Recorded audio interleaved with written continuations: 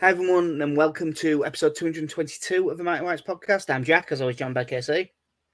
Now then, sorry, I was just thinking about 222. That is a lot. It Also, is. also 222. Why us? Why us? Why us? Although it is the Ashes at the minute, so I should also say double Nelson. The EFL have finally got off their arse and done something. And I, for one, welcome our new investment vehicle overlords. I'd like to remind them that as a podcast, we can be helpful in rounding up others to toil in the underground sugar caves.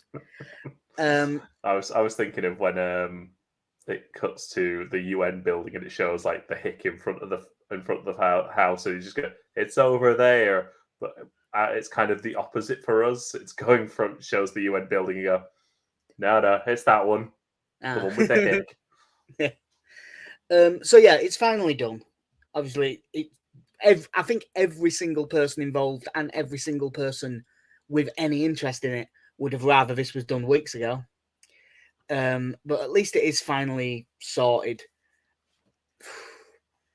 As with every owner, they start off with a pretty clean slate, and you just have to see where it goes. I mean, Paragnata's done a long interview on the Leeds United podcast. And as you would expect, he has said all the things that you would quite like to hear. You know, yeah, I'm there to put the money in. My ethos is to hire the best people and empowering them to do their jobs. The best chairman don't need to talk too much. You know, all the things that you want to hear, but we'll believe it when we see it.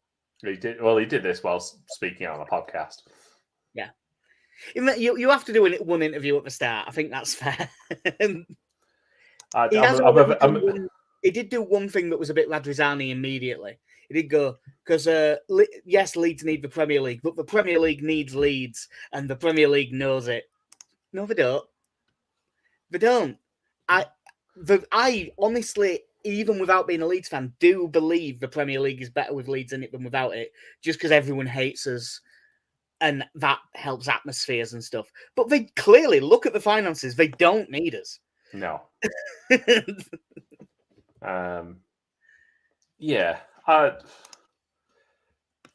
Again, very coming into this with a low trust level, real low, and the ticket prices have not put people in the best of moods to start with. You know what? As a you have to check your privilege every now and then. As a season ticket holder, I actually forgot about that and didn't put it in the notes. Yeah. It is, if you like to sit in the West Stand and have no legroom, unless you are 5'4", and you want to do it against a Category A team such as Southampton, you can pay £47 for the privilege. £47 for a game in the Championship. It is a ridiculous price. I find it. But it's this, as much as obviously ours are worse than a lot of the teams in the Championship. So it is a Leeds problem, but it also isn't a Leeds problem. It's a football problem. And it's also the fucking Tories and inflation problem. It is just shit. And it should never cost that amount of money to watch a football team. No, it's absolute madness. If your cheapest Category A ticket is £35 for adults, I assume the season ticket would be counted as the East Stand upper wings. Are you far enough across for that? Yeah, I believe that the bit that's middle is those padded seats in the middle. Yeah, they don't sell, as far as I'm aware. So, they don't sell them in the same way anyway. It's a separate thing. So yeah, so they would be Category A, £41. Yeah, for those seats.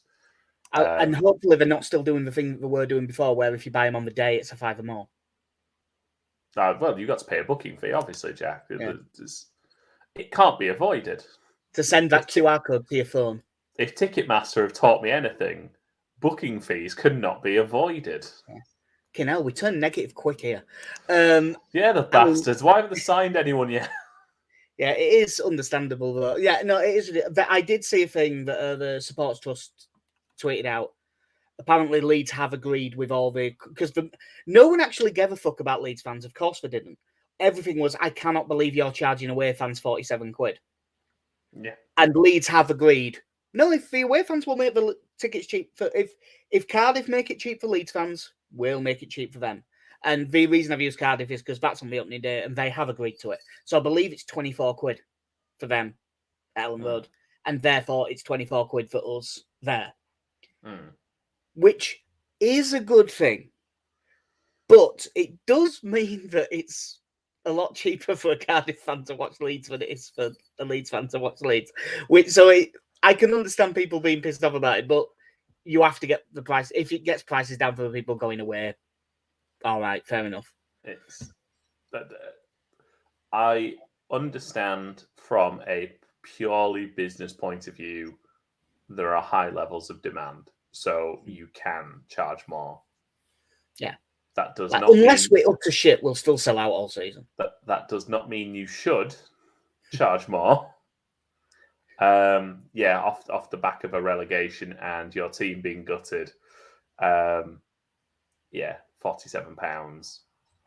You're spending what? The best part of 2/3 of a day's wages on a ticket. I mean, for a lot of people, it's a huge chunk of money. It's a lot, and it's especially if, for instance, someone has a mortgage that isn't on a frozen rate at the minute. You know, like it could have gone up hundreds and hundreds of pounds. I know for certain that my energy bill is near. I think it's nearly triple what it was a couple of years ago.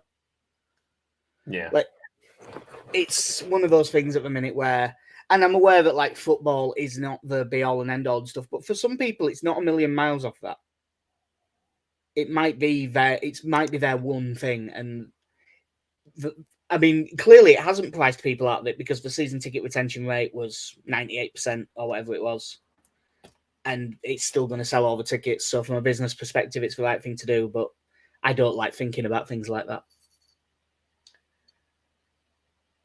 Yeah, it's disappointing. But, like I say, there will be people who pay it. But it doesn't mean, again, because the stadium will sell out or be as close to as you can get, that it's right or good. But ultimately, if you're going to charge those sorts of prices, fine. You've got to deliver something for that then. Yeah. And that's where that is the one thing. Like, if we're good this season, people will stop giving a shit about the fact that it's expensive. They shouldn't, but they will. That's just how football fans are wired. Obviously, we've talked a bit about Paragna. He's been there for a while because he was vice chairman and stuff, leading the 49ers. We'll see how he does. Angus Kinnear's remaining as CEO, so he'll run all the day-to-day stuff because Murate won't always be here. And Rudy Klein-Thomas has the title of co-owner and vice chairman. So he must have, by a decent amount, the biggest stake, you would think, as an outside investor in this. There was a lot about him written on The Athletic. Came through like a basketball agent and got into venture capital and formed his own business and stuff. There's no point really going through that. Read it yourself. It's very well written and there's plenty of information in there. He has family ties to Leeds, so you hope that he'll care enough for that to help. But I don't think it'll matter too much. He bought into Plymouth last August. They got promoted and now he's sold his share there, so he'll made a few quid off that. And if he does the exact same thing at Leeds, buys into us for a year, we go up and then he fucks off, I'll be absolutely delighted with him and say fair play, sir.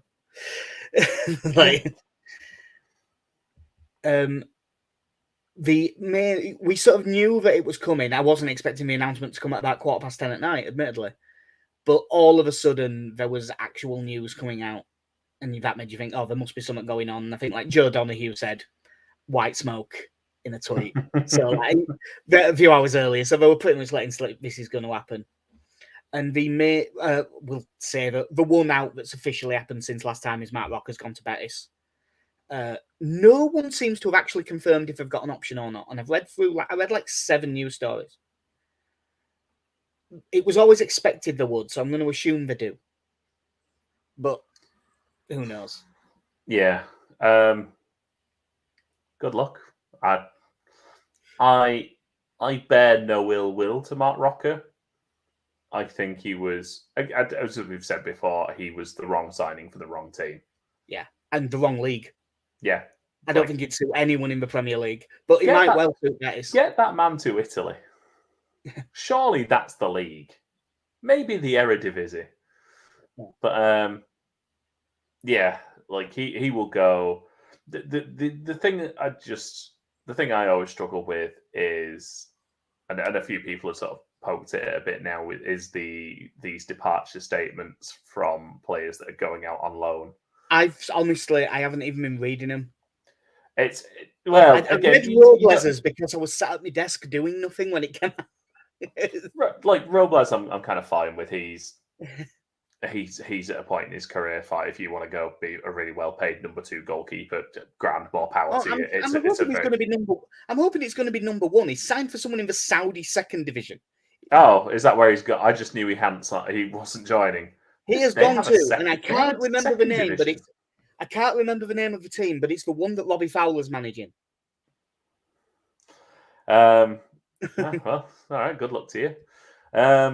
Christ, yeah. If you end up as number 2 there, but a friend of the podcast, Alex Benson, saying option to buy at 10 million for Rocker. That is the thing that's the thing that I thought it was, but none of the stories actually confirmed it.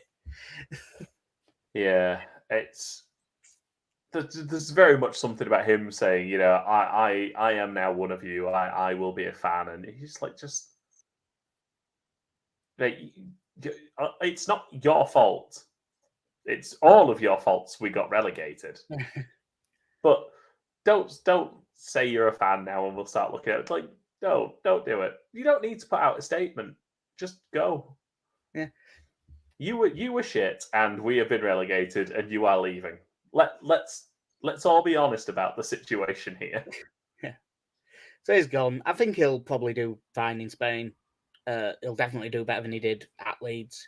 The annoying thing is, because he'll do well in Spain, he will then we will then be looking at a better player and thinking, oh well, what if he comes back? And then it will. And then if he did come back, even if he has done well for you, it wouldn't do work because he doesn't suit the league and just be a circle. But we have been linked with our first proper first team signing, and to be honest, I'm pretty happy. Ethan Ampadu from Chelsea for what sounds like about 7 million, and then there's some add-ons and a sell-on and stuff. There was a very consistent thing in the stories, especially Graham Smith's, that said looking at an experienced international centre mid. Now, I wasn't thinking a 22-year-old, but he does have 44 caps, so that is not an unfair statement. That is a lot more than I thought. I think he made his debut when he was 17, but he might have been like Bale. He might have been 16. Yeah, he seems to have skipped straight from under-19s into the first team. He came into the team at Exeter when he was maybe 15. In fact, he was 15 years, 10 months, 26 days. I've just found it. Yeah. It's very interesting when you see it. I love when any English players go play abroad, so it's been quite funny to see him go play in Italy for 2 years. Every single Welsh person listening to the podcast, which admittedly won't be many, is furious at you right now. Why? For saying English players going abroad. No, he is. He was born in Exeter. I know. That's why I said Welsh people are going to be furious. Yeah, get over it, yeah. Sing God Save the King and grow up. He was also eligible to play for Republic of Ireland and Ghana.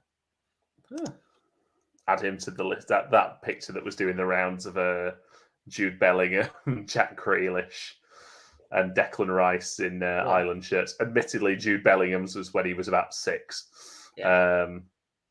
But yeah, put him on that list of Irish players. But no, in terms of a player, I'm quite happy. I like him as a player. I don't think he's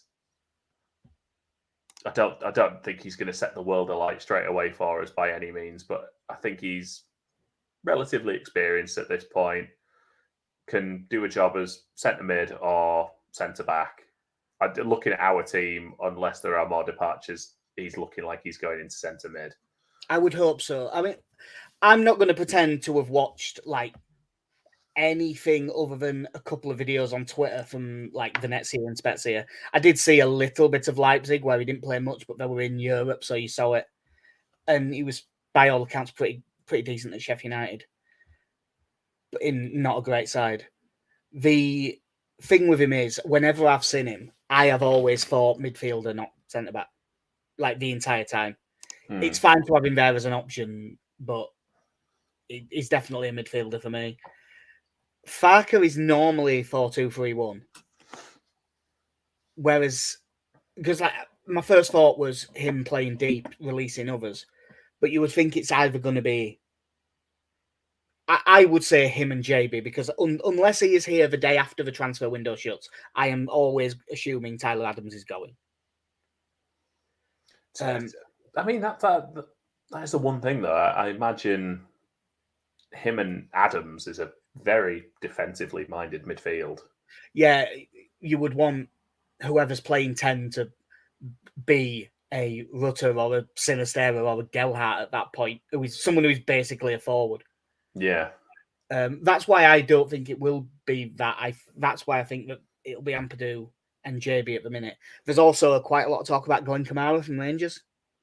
If Kamara and Ampadu come in, then I think it's fair to assume they think Adams is going. Yeah, I imagine at this point. Or they think Ampadu's a centre back. Yeah. I mean, I suppose your right-sided defenders have gone. You know, well, I mean, we've got Charlie Cresswell basically. It's Charlie Cresswell, Ethan Ampadu, because Koch and Llorente have not gone. Luke Ayling. Yeah, I don't really bring Luke Ayling into the centre back equation, but I've been not doing that for years, and I wish others would have done as well. Yeah. But you look at how stocked we are at left centre back at the moment between Cooper, Strauch, Verber, Hjelde. Like that is absolutely fine. We do not need a left centre back. No, and I actually think one of them will go. Probably. I think one of them will go, but should that be the case on by the end of the transfer window that all four of those are still here? I do think you could save yourself a job and just have Max Verber as your left back. I think he's probably the current squad. Yeah, I would rather we got an out and out left back, but I don't know. I'm sick of stopgap left backs and shit ones. I'd give anything to just have a good left back for a year. Right, even if it's only a year. But Ryan Manning's gone. We've got to move on. There's no more left backs out there. But because I think I said to you before about how you would feel if Hjelde was starting there. But if you were to tell me that on the opening day it was Cresswell, Strauch in the middle, and Verber at left back, I think I'd be all right with that. Oh, I'd be all right on the opening day. I think I'd be slightly less okay with it in September, because this is going to be a window where I'd be surprised if we don't make a deadline day signing or even two. Don't go to bed just yet. I think that it might be one of them. We definitely, but I do like Hjelde, so I feel like Hjelde would be my one that I put in, and it'd just be like Cresswell, Verber at the minute, and then Cooper and Strauch could probably be on the bench. I can't believe I'm saying that about Strauch. If you'd have told me I was going to say that about Strauch in the Championship 2 years ago. Well, the man who turned down a Belgium call-up. Yeah. Like, this is... Well, you have to remember, he was playing well enough before the World Cup that he was in the 35-man World Cup squad for Holland. Yeah. Well, for the Netherlands, not for Holland. That's a region. But, like, that's what... And then he's just not the same. No, we broke him. Yeah. Left side defender. We broke him. That's why when I say I think one of them will go, I think it will be Struijk. And I think someone will buy him because they'll be able to get him fairly cheap because of the form he's been in. And then there'll be a million scouting departments and coaches going, no, he's still young. He could still be good. Maybe Wolves because they've lost all the centre-backs. So, yeah, he's done. It sounds like Ampadu's in. Everyone is pretty happy around. Well, never everyone, but everyone by Leeds United Twitter standards because it's been like 98% happy. We have also just about signed someone to come in as part of our recruitment department, Greta Steinson, who everyone remembers scoring a screamer for Bolton on his debut in like 2008. And I say everyone because that's what everyone tweeted when the story came out, including me. He was at Fleetwood and did a good job by all accounts. Went to Everton, where he was head of recruitment and development. And head of recruitment at Everton doesn't scream good guy to hire. And then he was Spurs performance director last season, but that was always... And have they been performing? That was always likely to be short-term because they were changing their entire recruitment department this summer. I mean, it sounds like he's coming in, but it's not like he's coming in and we're telling Nick Hammond to bugger off. So it doesn't sound like he's going to be the main man. It sounds like he's going to be one of several.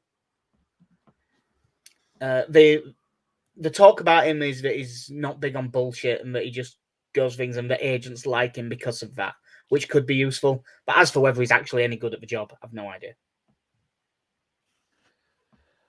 Yeah, I've got nothing to add to it, to be honest. The recruitment department needs rebuilding at this point. Well, it needs building because we didn't have one last year, really. We had some scouts reporting to, but it was just Victor Orta, really, with information being fed to him by. It wasn't a department as such. It certainly wasn't a Premier League level one. No, it was sort of run by the rantings of a mad Spaniard who should probably invest his energy into the property market and doing properties up. Yeah, well, we'll see if he can do up Sevilla. There's only one other bit of news which is quite useful for us personally. Leeds United women are going to play the home games at Garforth Town. Even more local, love it. Yeah, like properly local, like short drive. Local enough that you technically could walk it, but it's far. It's a long walk. If there was a conveniently placed path that went a bit more directly, yes, you could. But unfortunately, Garforth was built in such a way that perhaps not. But anyway, good move because ultimately it is. I think it's closer and more accessible to most Leeds fans than Tadcaster was. And it's very near the motorway. Yeah, very near the motorway, and it's just closer to the city of Leeds. Yeah. Good move. Hopefully we can get to some of those. Yeah. It's not one I can't sit and say, I'm going to go to loads, but I should be able to get to a few. I mean, we went to a few Garforth games last season. We'll probably do the same this year. Yeah. So, yeah, pretty likely that we'll be able to get to some of them. Especially if on like if they have any evening games and stuff, that'd be really convenient because the beer's pretty good at Garforth as well. It's all Kirksville Brewery stuff. There is only one other thing really to talk about, and it sort of is useful because of when it is. Radizan has done an interview exclusive with Sky, which I'm going to level with you. I have only had time to read the transcript of. I haven't had a chance to listen to because, as usual, we got time to sort this out due to work and stuff about 10 minutes before we went live. It was the same old on BL, so we don't really need to retread that. On Marsh, he said him being a good motivator helped us stay up that first season, but we were then expecting this playing style that he was sold by Orta to then kick in. He talked about how they were comparing their training from videos and how similar it was. We expected it to kick on, and it just never did. And he said he wanted to sack him before the World Cup, but he was persuaded not to by Orta, and that was his huge mistake. which, yeah, it was. And there was also a few other things that he said, just like about how, it didn't really work with Javi Gracia either. At that point, the squad was beaten and stuff. And it's really annoying hearing him say all of this stuff because that's what everyone was saying. You're hoping that there's. I always say, I've said this about numerous things in football. It shouldn't be the thing that I think it is. It should be more complicated than that. It shouldn't be when everyone's saying sack Marsh before the World Cup, you've got a 6-week break, it's the perfect time to rebuild something. And then like a few teams change the coach and they all get better and we don't and we get worse. It shouldn't be that simple. You're meant to be. You should be cleverer than us, and you're just fucking not. You're just richer. Yeah, and again, the flip side to that is if you're going to stick with him, make sure you've got signings coming in the door January 1st, and we didn't. And if you're going to bring in his players right at the end of the transfer window, don't then sack him about 3 days later. Yeah, just sack him early, fine.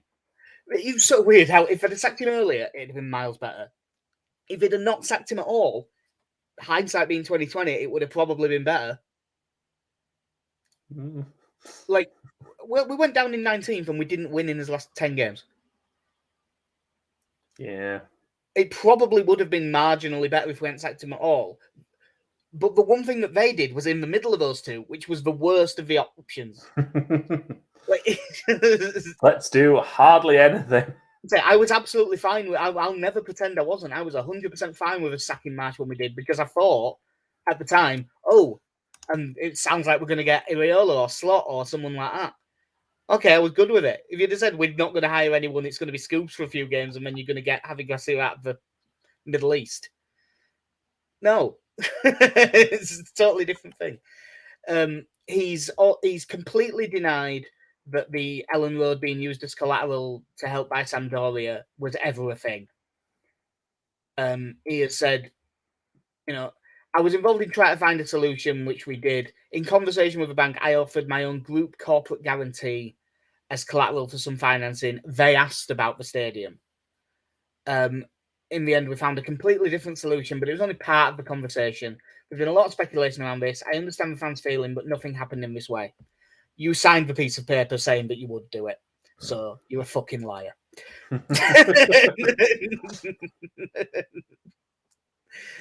Now, Jack, it's 2023. Evidence doesn't mean anything. Yeah, this isn't allegedly. He did. They had the piece of paper. He did. Whether he was actually going to do it or not, I can't speak to. But he certainly signed the thing saying that he would. So yeah, that, and there was all a lot of regrets. The criticism is justified because I failed, and I'm happy to take the blame, which is weird because he spends the entire rest of the interview deflecting the blame. Classic Eric Bischoff. Yeah, it is one of them. I don't remember. Like, you do, though. You fucking do, Eric. One of the main things he said he regrets was like placing just complete trust in Victor Orta, which is how it looked from the outside, to be fair.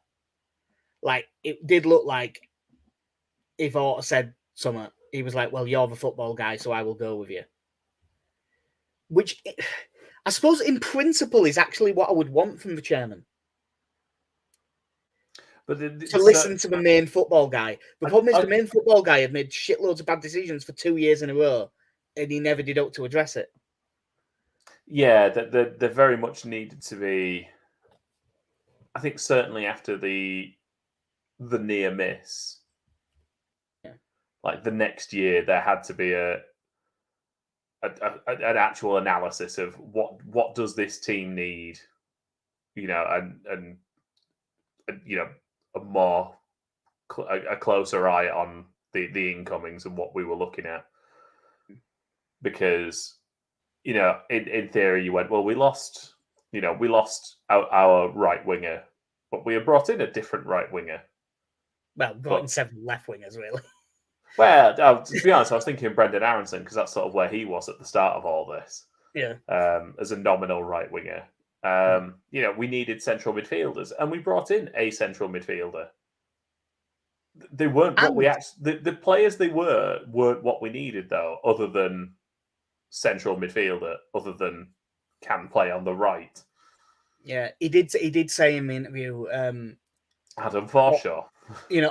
Orta's thing was to bring in players that haven't proven themselves yet at the top level, and he was going like, I shouldn't have let him spend so much on these players. We needed a couple of experienced names in there. And he was also saying that like the jump from the Austrian league is just too big. No.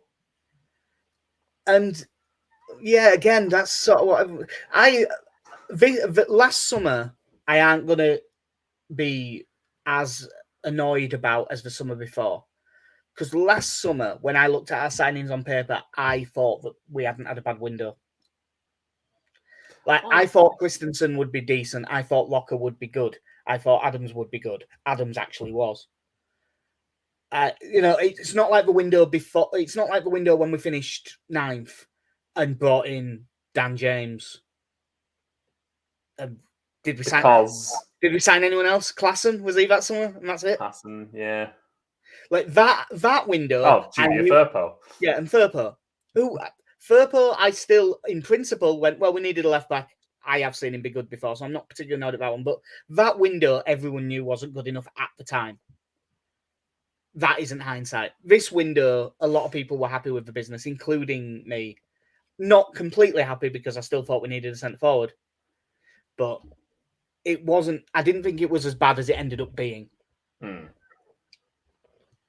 But yeah, it just makes me think that we were pretty much right about where the blame lies. The blame was Orta, but Radrizzani enabled Orta. Yeah. I think the annoying thing is because, Orta will always have I got Bielsa and I helped construct that team.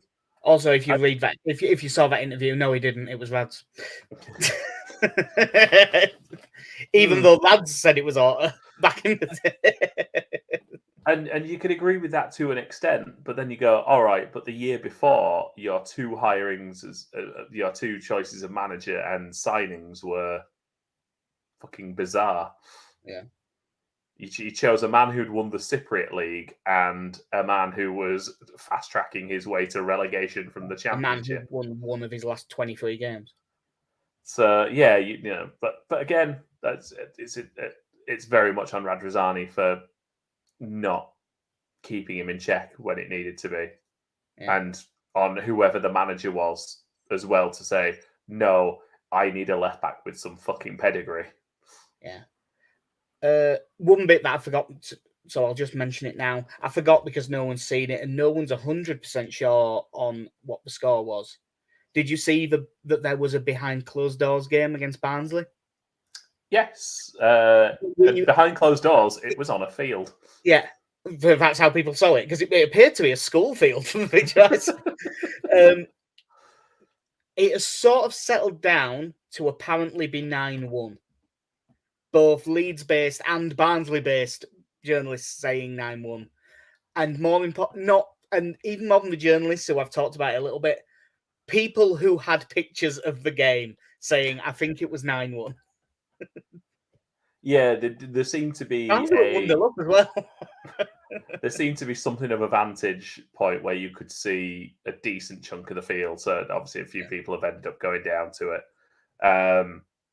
I'm assuming from that, and I hope for Barnsley's sake, that's not their first team. Apparently both teams started with a full 11. And then it got younger as the game went on. Leeds were 5-1 up at half-time. Barnsley also, the friendly before that, they cancelled because they couldn't field a side. It sounds like Barnsley might be really in the shit. And not because of the coaches or really the players. It sounds like something's gone wrong. But yeah, well, I thought I'd mention that now. The last thing to do on this podcast is Radrizzani is now officially gone. On Sampdoria, not to do with Leeds anymore. He had 6 years.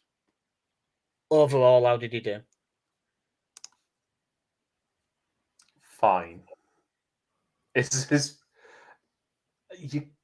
You can't take away that he is the man that helped build our way back to the Premier League, because it was absolutely massive.